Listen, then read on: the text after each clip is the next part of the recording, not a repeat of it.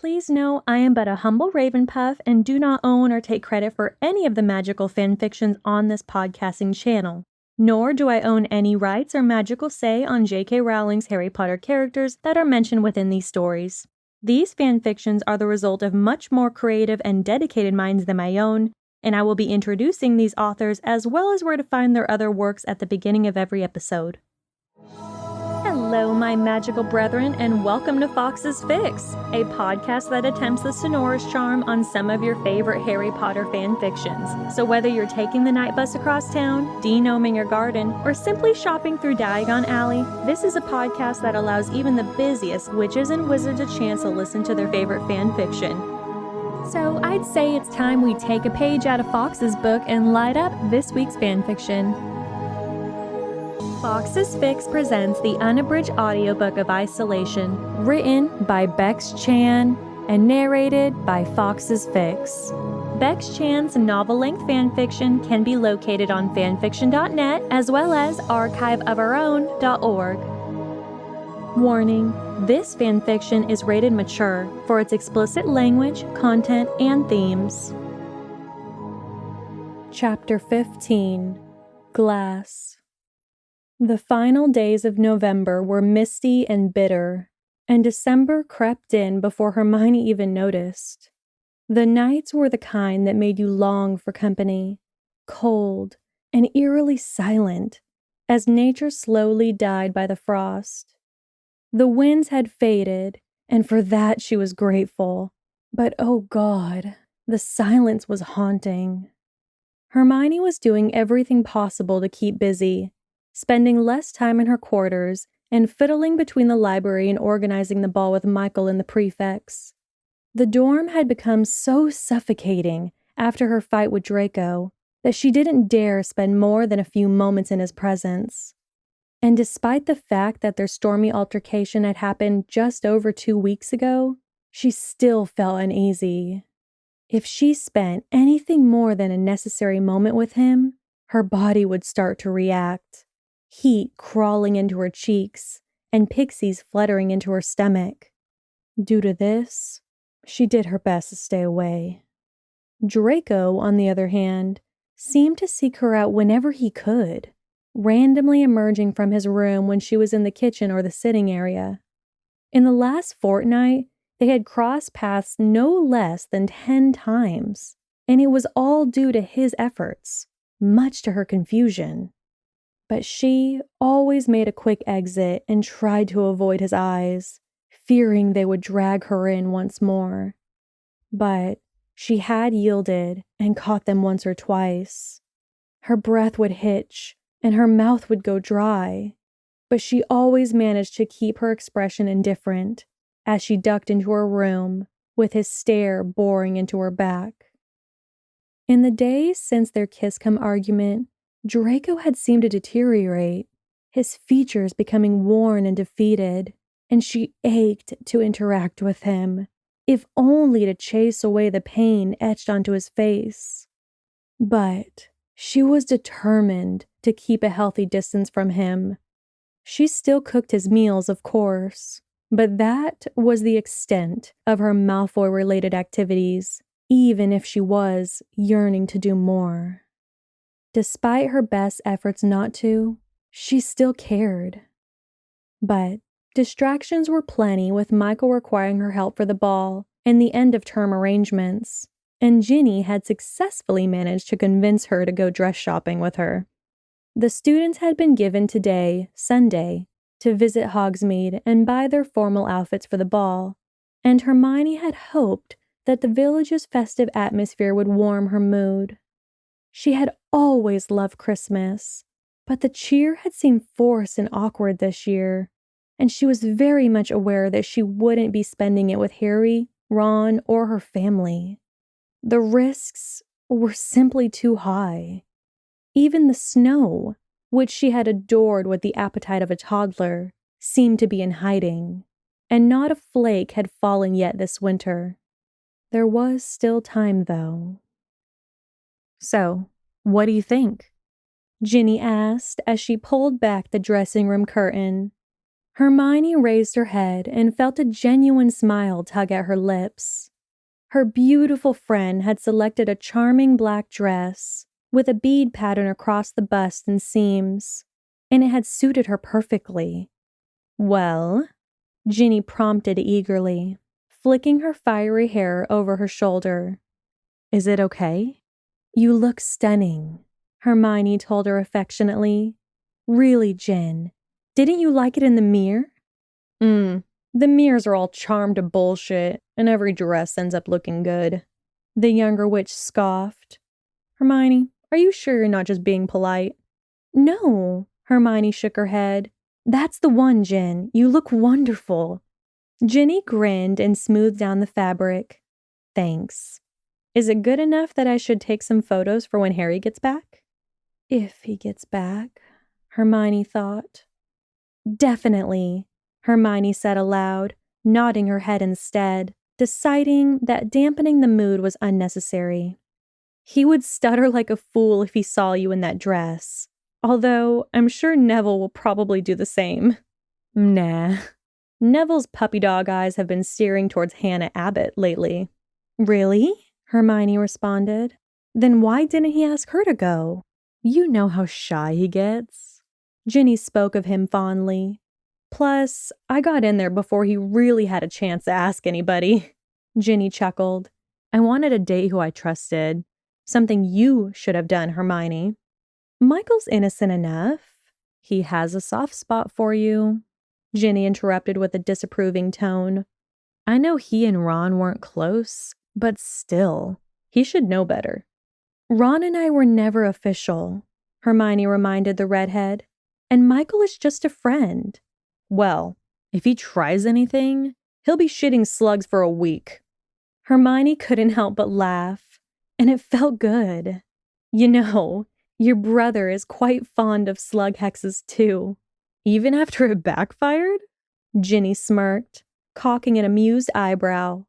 "Okay, well, that's my dress sorted. Which one do you like?" "I have dresses." "But you should get a new one," Ginny insisted, gesturing to the variety of gowns and glad rags wizard wear. "That navy one would suit you." "Gin, I don't see a point in buying a dress to go to a ball I don't even want to go to," Hermione argued, although the dress did hold her attention for a moment. "And it's not like I'm trying to impress my date." "Don't do it for him. Do it for yourself," Ginny told her as she moved to pluck the gown from the rail. "Plus, this color is lovely, and it doesn't have any of that frilly shit that you hate." Hermione hesitated and reached out a finger to the chiffon gown. Simple compared to the other dresses decorating the shop, but she had always followed the less is more principle. "It is very beautiful," she mumbled thoughtfully, "but I—" "Just try it on," Ginny smirked.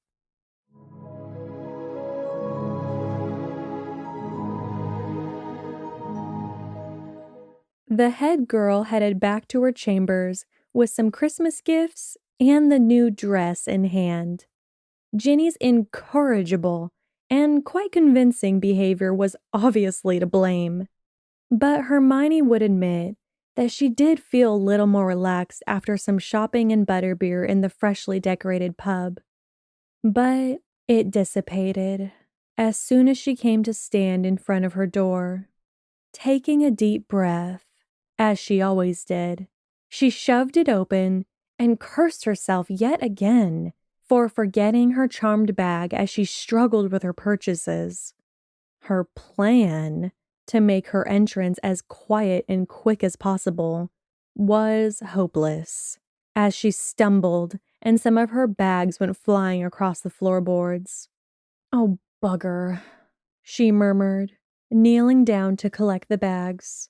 She grabbed the final item just as she heard Draco's door open, and she kept her eyes low as he strode into the sitting area.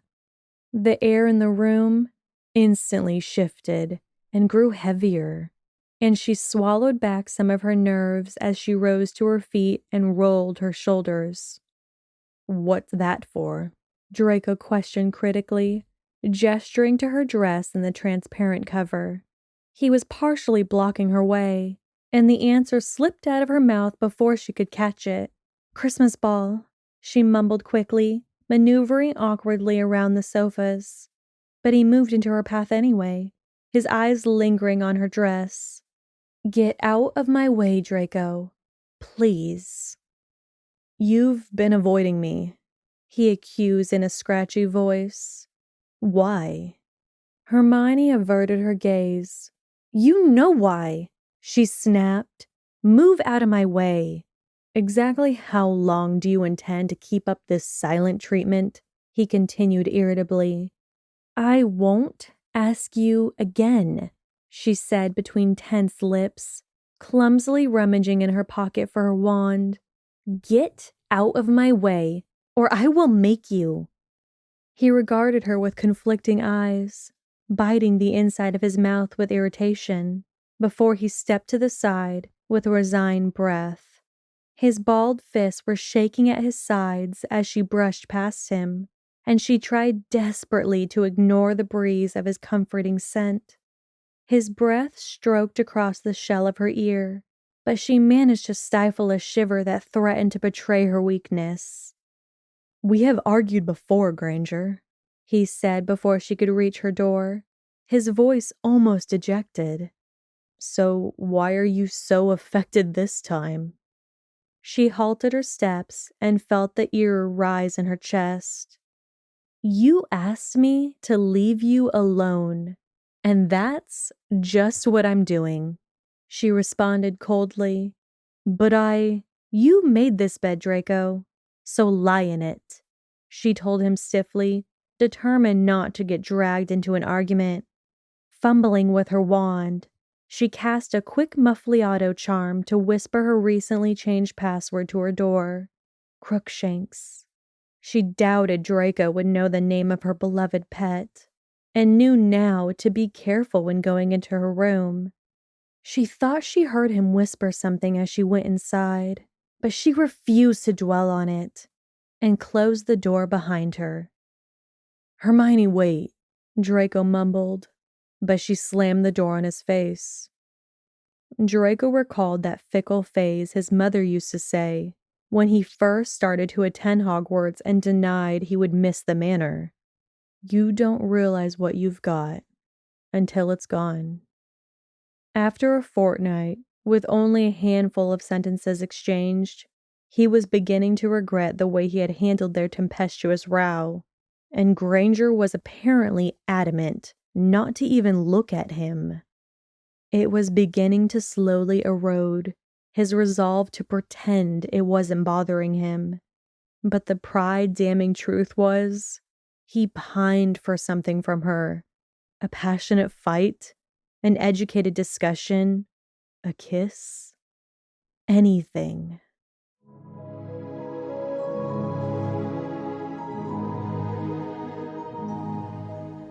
Wednesday had the pace of a limp-limbed sloth.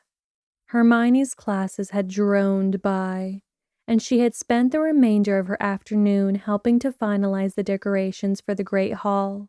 She had managed to tear away from the overly enthusiastic prefects and steal a few hours in the library, but her research on Horcruxes had been frustratingly unproductive. It was around 10 in the evening when she had decided to yield to her heavy eyelids and return to her dorm, hoping that Draco wasn't loitering in the sitting area. She managed to sneak soundlessly inside and grab a glass of water, but a knock at the main door startled her. The glass shattered at her feet and she cursed under her breath, casting a wary look at Draco's room. "Are you okay in there, Hermione?" Michael's voice called from outside, and she rolled her eyes. "Did I hear glass?" "I'm fine," she bit back. "What do you want, Michael?" "Just a quick word." "I'm just about to go to bed," she told him, sidestepping the shards carefully. "We can discuss it tomorrow." "It won't take but a moment," he insisted. "Come on, Hermione. It's only 10. The witch exhaled and massaged her forehead, turning to give Draco's door a skeptical glance. Surely he knew better than to reveal himself when she had a guest. But he was unpredictable at the best of times. Deciding it was best to get rid of Michael as quickly as possible, she transfigured her clothes into pajamas and kicked off her shoes, leaving her bag and wand in the kitchenette before she made her way to answer the door. "Hey, Hermione, can I come in?" the head boy asked once she opened it a crack. "Not right now." She shook her head, too tired to even invent an excuse. "What do you need?" "Well, I was just wondering what the arrangements are for Friday." "You know what's happening." She frowned. "I sent you all the details." "I meant with us," he clarified, rubbing the back of his neck. "Am I picking you up here, or do you—" "Oh, that," she mumbled, trying to remain patient. It wasn't his fault, after all, that she'd been exasperated recently. "No, that's fine, Michael. We all agreed to meet outside the Great Hall, so we'll just do that." "Oh, okay." He nodded, barely concealing his disappointment. "Are you sure you don't want to meet it beforehand?" "No, we're going to be rushed as it is, so it's easier just to meet there," she explained, pretending to stifle a yawn. "Was there anything else? I'm quite knackered." No." He shrugged in defeat. "That was all. I'll see you tomorrow then." "Good night," Hermione offered, promptly closing the door and listening to Michael's footsteps echo down the corridor. She stilled her breaths when she felt a familiar tingle across her shoulders and back, and she knew her Slytherin housemate was behind her. "What are you playing at?" she questioned, whipping around and making the mistake of catching his eyes. "Are you trying to get yourself caught?" Draco's snowy features were creased into a pained scowl that made her falter. He looked betrayed. "You said there was nothing going on between you and Corner," he growled darkly, and her chest constricted. Hermione made to move forward, but he predictably obstructed the route to her room. "There's not," she murmured hesitantly. "Move, Draco." "Clearly, there's enough going on that you would be going to the ball with him," he continued in a hoarse voice, slowly stalking towards her. "I didn't peg you for a liar, Granger." "I'm not lying," she argued, cringing when she remembered that she left her wand on the kitchen counter. "Let me get to my room." "He likes you, Granger. I can tell." "You're being ridiculous," she scolded, unnerved by his stoic tone. "Move out of the way." "Make me," he challenged. "I'm not done talking about that prick." Deciding the situation may require some magical assistance before she got too absorbed, her eyes flickered over to her discarded wand, and she lunged for it. She yelped as she slipped on the water she had spilled before, falling hard against the floorboards and smacking her hand into the crushed glass.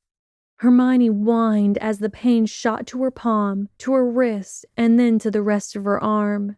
She glanced down and cringed when she saw the gallon-sized shards stabbing at her hand and the warm blood spilling between her fingers.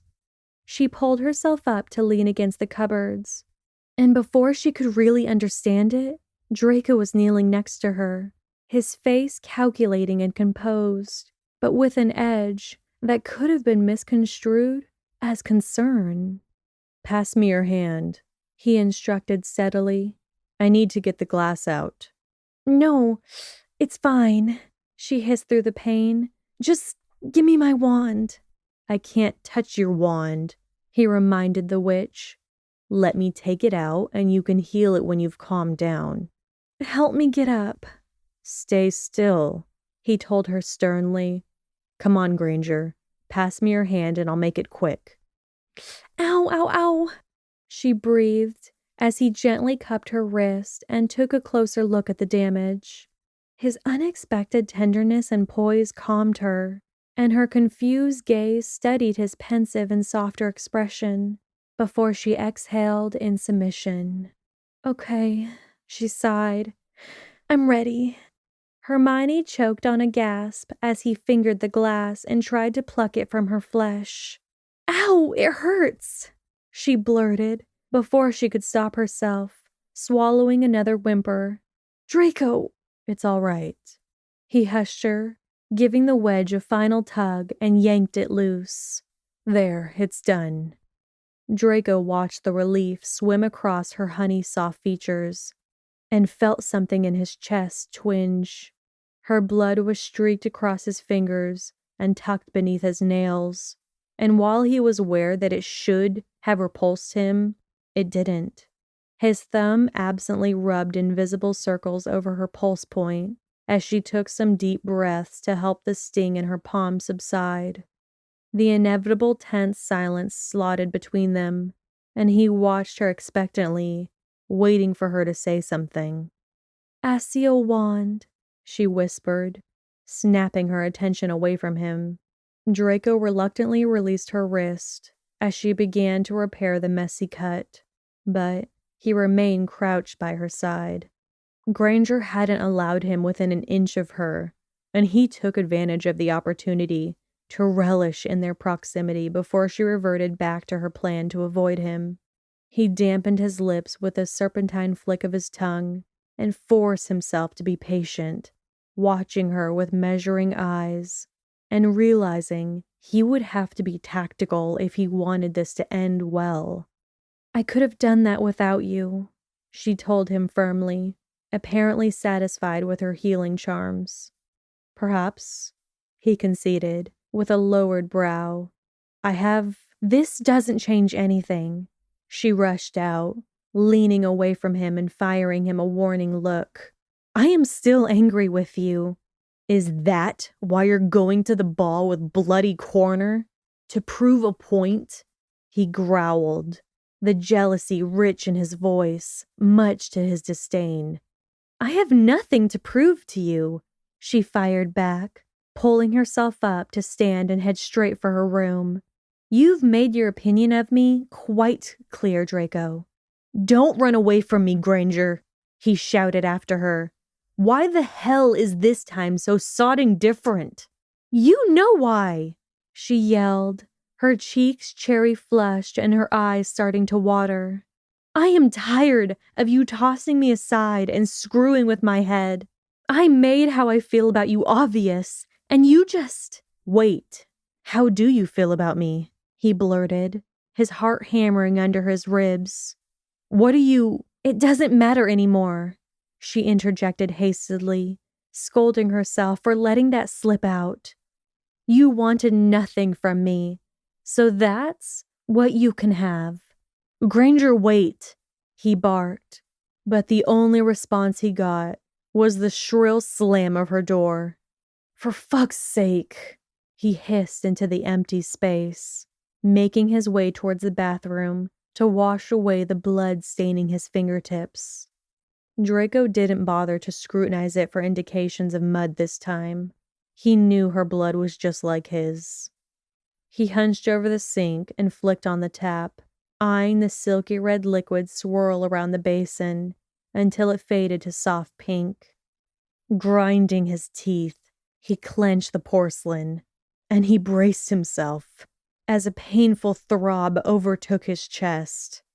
The separation she was enforcing was weighing down on him, and after 2 weeks, he was starting to forget how she felt under his touch, how she tasted. He couldn't realistically blame her for acting like she was, but the prospect of her giving up on whatever it was between them made him feel physically sick. It had been fine toying with her emotions when there was a dormant promise that she would preserve regardless, but he knew her stubborn behavior well enough to recognize that this time was different. He had pushed her too far and was now paying the price. It pained him to finally acknowledge it, but he wanted her. He wanted her, and the intensity and rawness of it overpowered the voice in his head telling him it was wrong. He could feel the need to act on his longing for her brew inside his gut. and he was very much aware that something would be happening soon, and he was beginning to get restless.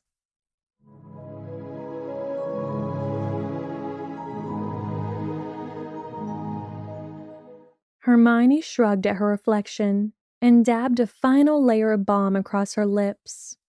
The midnight blue gown seemed wasted when she didn't feel an inkling of anticipation for the ball, but she had experimented with some light makeup to pass the time. Ginny had given her some spray to calm her curls, similar to the product she'd used for the Yule Ball, but she had left her locks loose this time.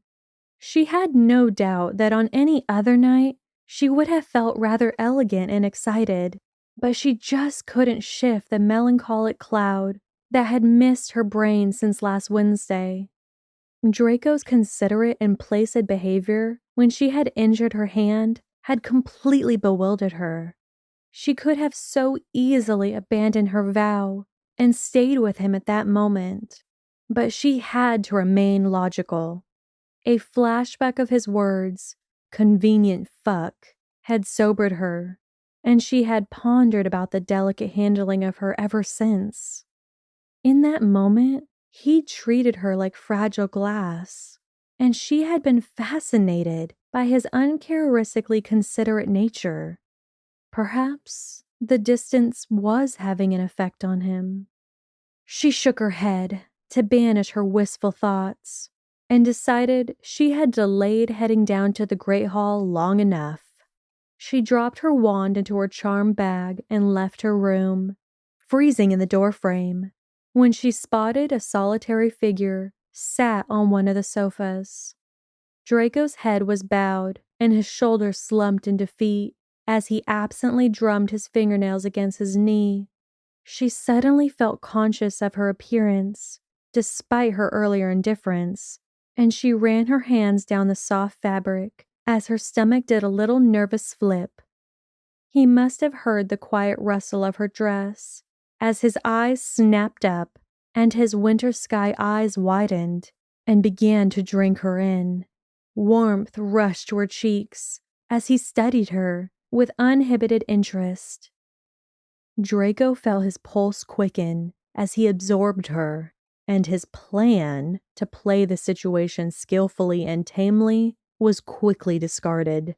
She was simply too appealing for him to remain prudent, and he couldn't let her leave here, knowing she would be in the presence of that Ravenclaw fucktard, innocent intentions or not.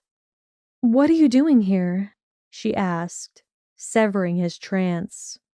"Don't go with him," he blurted, and he genuinely didn't care if he sounded pathetic. "Don't go with him, Granger. Please." Hermione pursed her lips. "You have no say in this."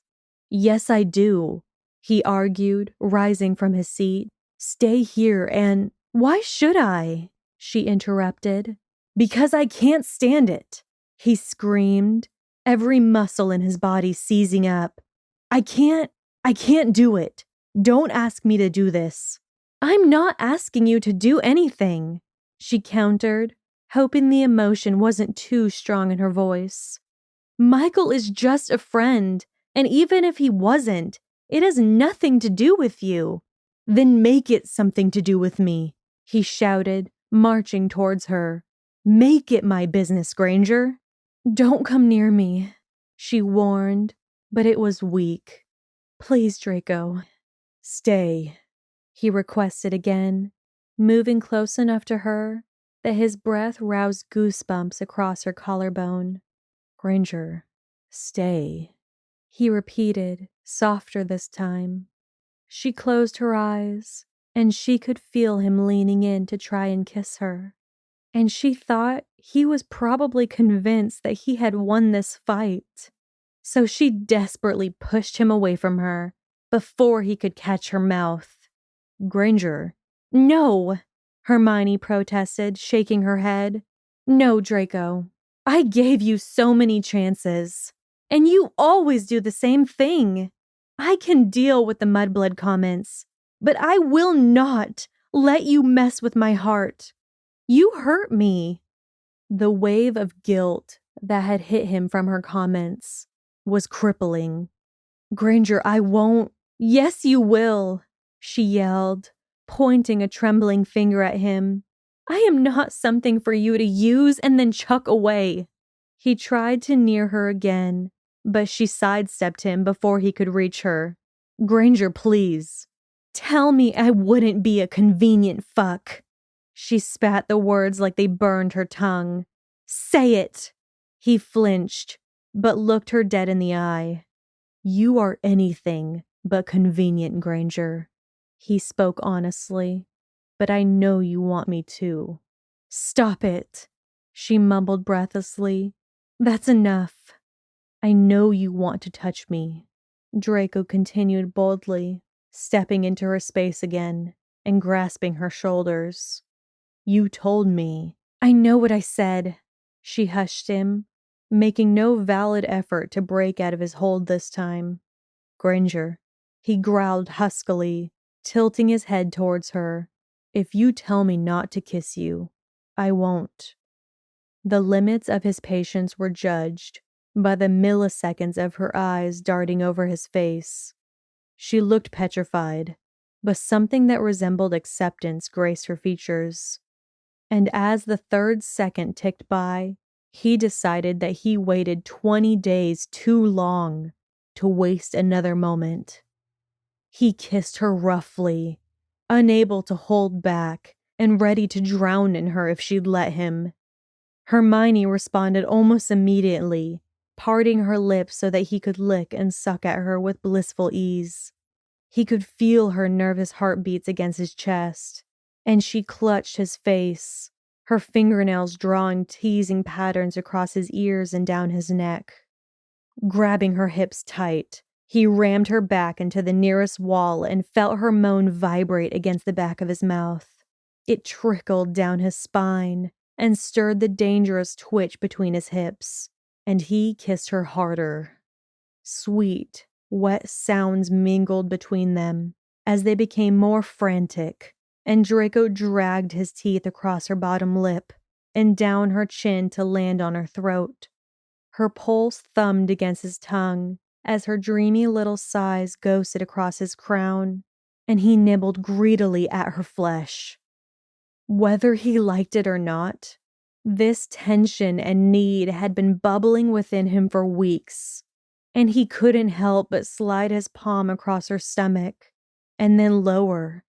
He knew he was rushing it, but after countless mornings of her shower-inspired fantasies, he couldn't help but slip his anxious hand between her thighs. "Stop," Hermione panted, digging her nails into his shoulders. "I need to go."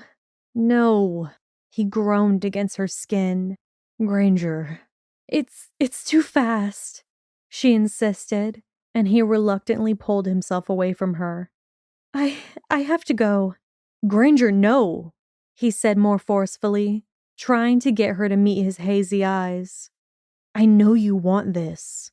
I need to think," she murmured, moving away from him and heading for the door. You could just be doing all of this just to—" "I'm not," he argued, feeling the anger rise in his voice. "Don't you dare walk out on this, Granger." I just can't," she stuttered, scrambling to leave the room and slamming the door behind her, leaving Draco staring at the empty space again.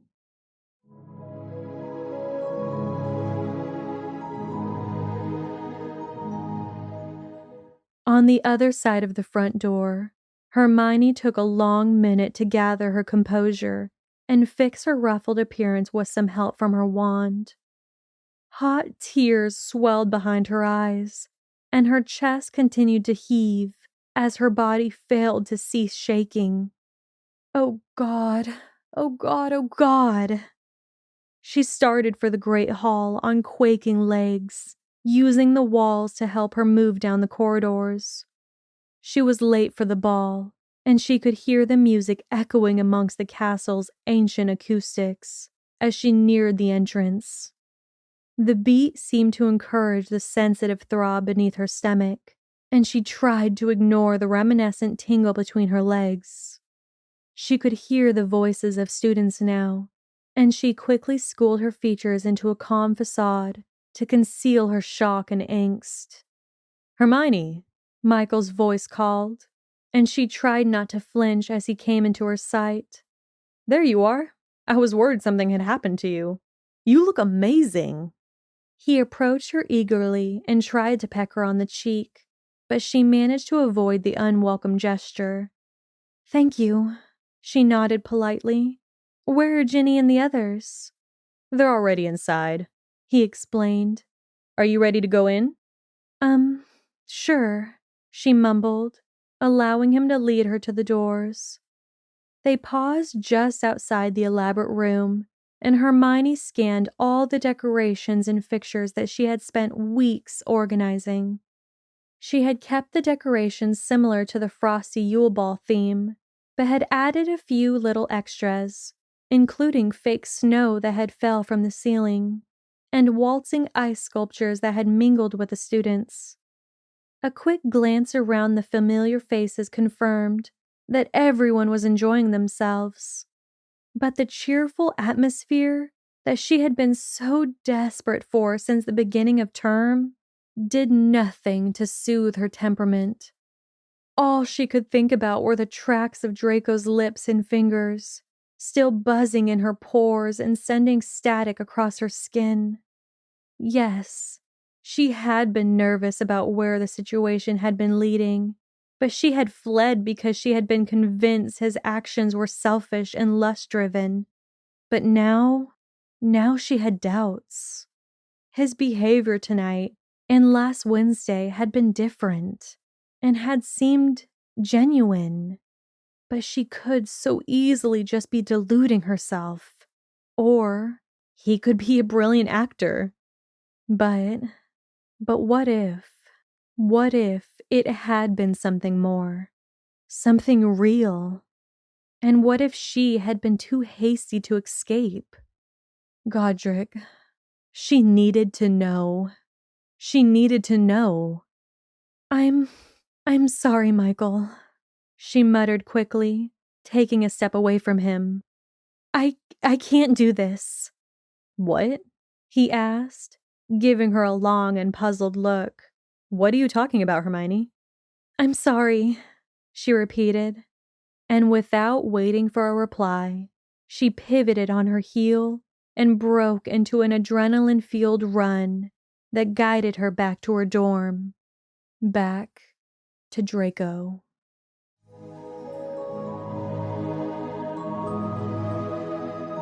This has been an unabridged audio chapter of Isolation, written by Bex-Chan and narrated by Fawkes Fics. A special thank you goes out to Bex-Chan for allowing me the privilege to read her story. To recommend your favorite Harry Potter fanfiction for future audiobook episodes, please visit Fawkes Fics Facebook page and Instagram through the links located in our description below. You can also help support us with donations through our PayPal account to help produce and shape in our future narrated fanfictions. Thank you for listening. Please join us next time for a continuation of this magical fanfiction. See you then!